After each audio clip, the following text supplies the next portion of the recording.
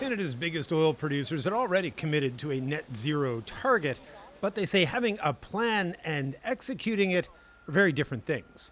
Okay, but how do you do it? How do we get to net zero? Under today's plan, these companies will combine forces, money, and technology to reduce emissions in one of the most carbon-intensive jurisdictions in the world. We found out that by working together, we can do this faster. We can accelerate the results and drive down the cost.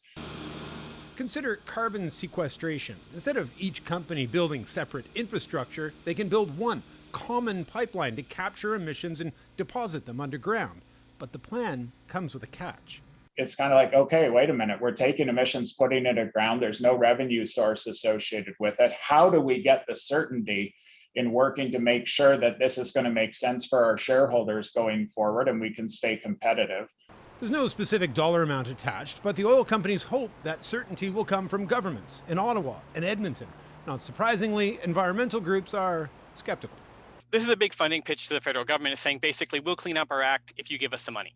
Greenpeace, global investors, and even research from the International Energy Agency says achieving net zero means getting into renewable energy projects and getting out of pumping oil. If they can't imagine it, they're going to end up being the blockbuster video of the 21st century who didn't recognize the threat that Netflix was. But remember, oil sands projects remain enormously profitable, adding more than $100 billion to the Canadian economy last year. Getting this transition right was never going to be easy or simple. Peter Armstrong, CBC News, Toronto.